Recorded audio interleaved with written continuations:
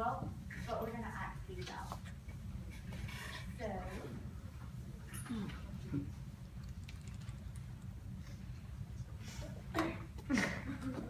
alright, so this skit stars Molly as L-Dopa, and Stephanie is her receptor. Alright, since dopamine can't cross the blood-brain barrier, the patient takes L-Dopa, which can. Blood-brain barrier. Presynaptic. This is converted to dopamine, which means there's more dopamine to be released into the synaptic cleft.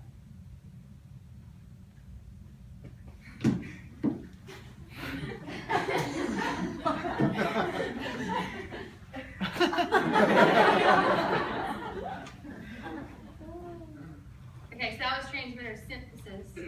So, like dopamine, there's not enough dopamine, so you take L-Dopa because dopamine can't cross the blood-brain barrier. So you take L-Dopa, which synthesizes dopamine in the presynapse. It crosses, and there would be like multiple mollies, but that was the purpose of it.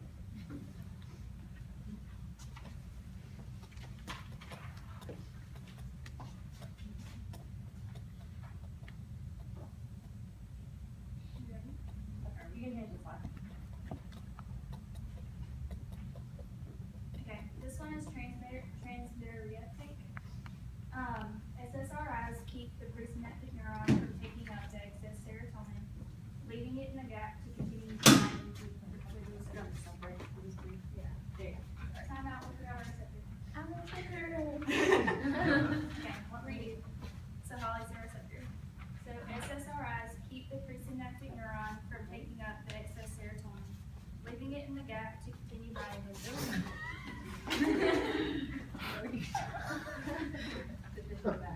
Yeah, so I'm forced to stay into the gap, meaning that I can keep binding to my receptor.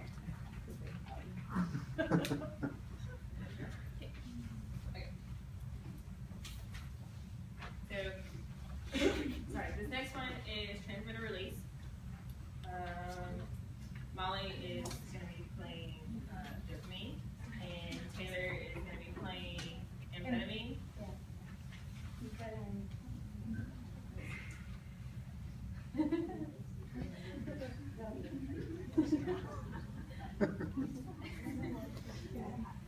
Inappropriate. Okay. So, drugs can stimulate a presynaptic neuron to release more transmitter. So, in this case, amphetamine is stimulating dopamine.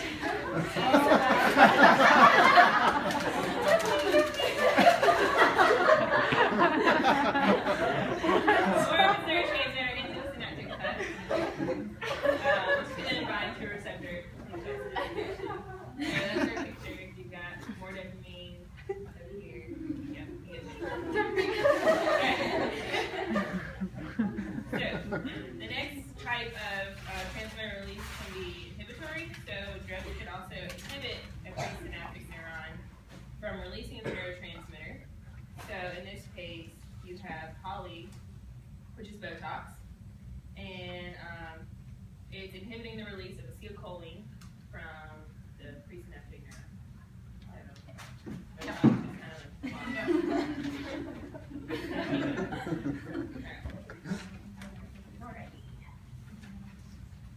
So then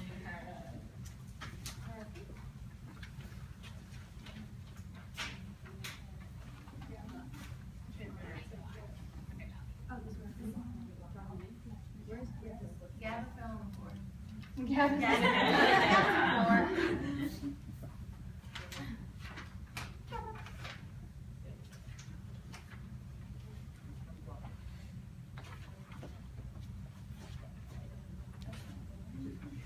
I'm a receptor. I'm happy.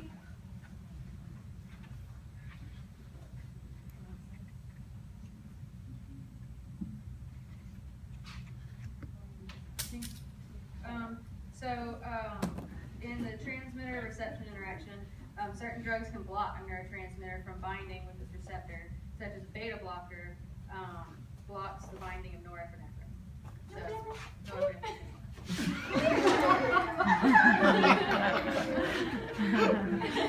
Our beta blocker? Okay, almost done. Alright. Yeah. So it can either, like this, it can take the shape of the receptor and bind to the, or take the shape within the neurotransmitter and bind to the receptor, or it can also change the shape of the receptor so that these squares can't fit, so it'll make like a circle, the squares will fit. What, you're in this? No, I know. Yeah, no. But you can go ahead. Alright, sure. I'm not picky. Alright, drugs can also help the neurotransmitter to bind with its receptors, such as benzodiazepine, helping GABA to bind with its receptors. Hey, I think you really like that. Oh, I think you should. Okay.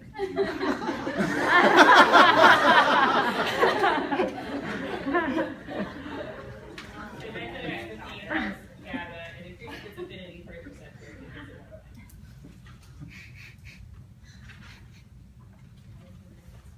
You are an inhibitor.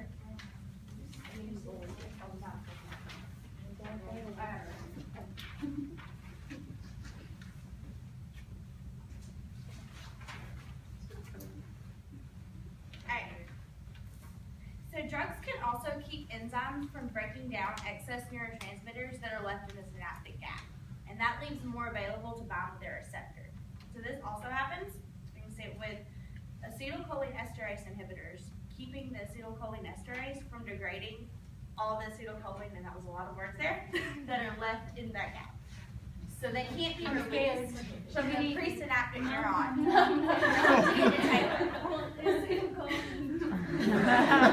So Taylor can still bind with her receptor because she can't be broken down. She's still floating around there. And so, as you can see, there's many ways that drugs can affect along the synapse, and that's why there's a lot of different things that we can take to do them, to speed them up, slow them down, and how they can affect you. Oh, sorry. And then next, we have synaptic plasticity.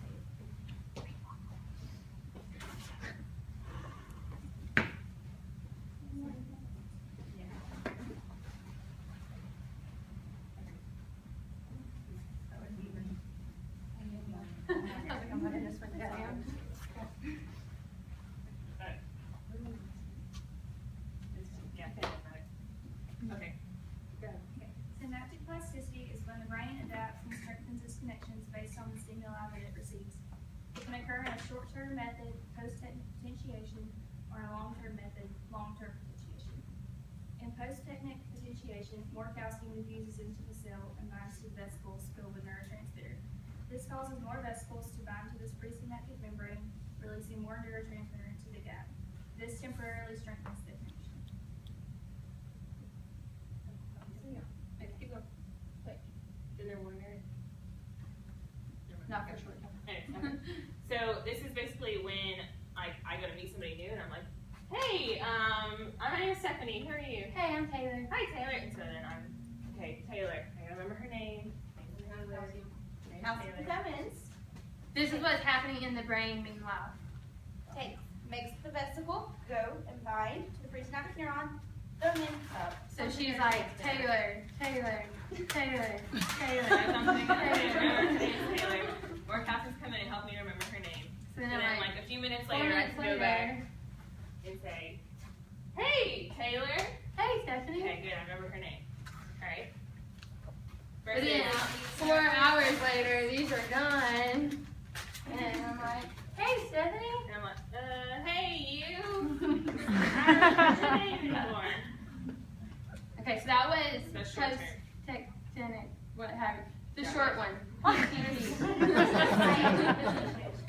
doesn't last very long. It happens quickly. It doesn't last very long, so it's not like sticking with you and stuff. So like the last few hours before the test, and we're cramming, that's what's happening.